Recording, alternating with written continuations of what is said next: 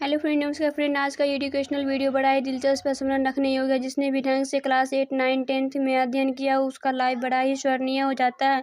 इसी बेस पर आप बोर्ड एग्जाम के में बेहतरीन अंक हासिल कर अच्छा मुकाम पा सकते हैं फ्रेंड। साथ ही 10th लेवल के कॉम्पिटिशनल एग्जाम जैसे नवोदय सैनिक, BHU मेगा छात्रवृत्ति अच्छे से अच्छे इंस्टीट्यूट में सफलता पा सकते हैं फ्रेंड्स। आज का वीडियो क्लास 8 सब्जेक्ट हिंदी का जो बेसिकली है यह बिहार बोर्ड का काफ़ी बेस्ट क्वेश्चन एंड आंसर है। वीडियो पर जाने से पहले आपसे रिक्वेस्ट है कि अगर आपने लाइक सब्सक्राइब नहीं किया तो शीघ्र कर ले। आपको तरह तरह के प्रश्न उत्तर मिलते रहेंगे, हमें भी मोटिवेशन होता रहेगा।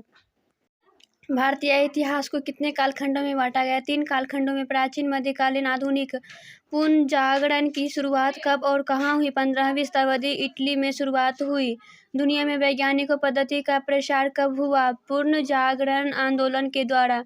वैज्ञानिक पद्धति का इतिहास में क्या अर्थ है? प्रश्न प्रस्तुत करने, प्रयोग द्वारा सत्य को जानना है। कोलंबस कौन था? स्पेन का प्रसिद्ध नाविक था।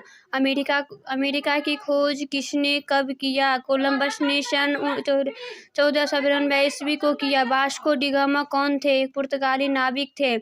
यूरोप और भारत के बीच के समुद्री मार्गों की खोज कब और किसने किया? वास्को डी गामा ने 1498 ईस्वी में किया। भारत की खोज करने वाला नाविक कौन था? पुर्तगाली नाविक वास्को डी गामा था।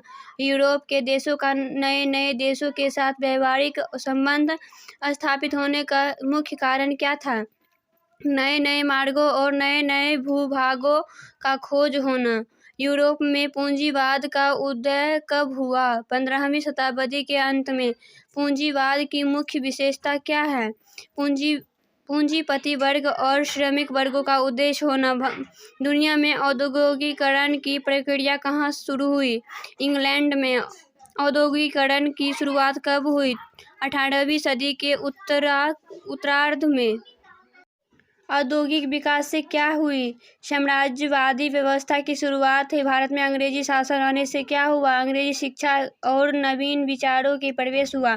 भारतीय लोगों में नई जागृति कब आई? भारत में अंग्रेजी शासन के आने से आई। जेम्स मिल कौन थे? प्रसिद्ध ब्रिटिश दार्शनिक थे। हिस्ट्री ऑफ ब्रिटिश इंडिया किनकी रचना है? प्रसिद्ध दार्शनिक जेम्स मिल की। ऐतिहासिक स्रोत किसे कहते हैं? इतिहासकारों को जिन साधनों से इतिहास की जानकारी मिलती है उसे ही ऐतिहासिक स्रोत कहा जाता है।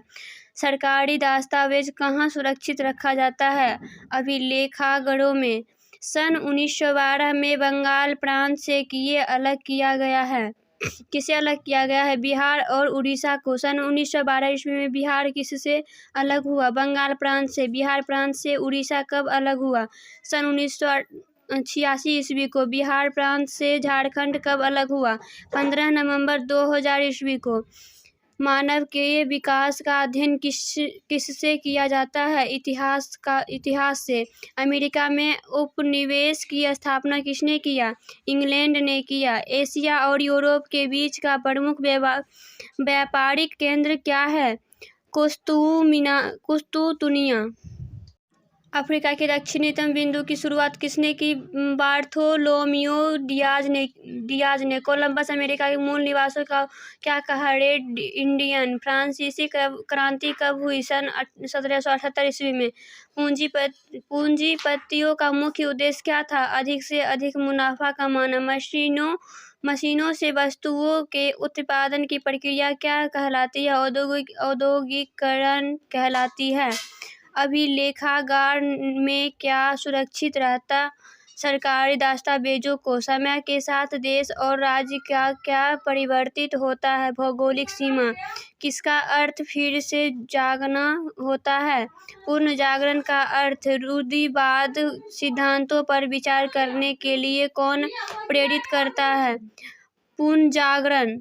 यूरोप में जन्मी नई सामाजिक व्यवस्था क्या कहलाती है? पूंजीवाद कहलाती है। यूरोप में पूंजीवाद के साथ साथ किसमें परिवर्तन हुआ? उत्पादन तरीकों में। एक देश का दूसरा देशों पर राजनीतिक प्रमुख स्थापित करना क्या है? साम्राज्यवाद है। यातायात और वाणिज्य व्यापार का विकास किसके कारण हुआ? नई मशीनों के कारण। मध्यकाल के मुख्य ऐतिहासिक स्रोतों का नाम लिखें। प्राचीन हथियार, अभिलेख, ताम्रपत्र और पांडुलिपियाँ।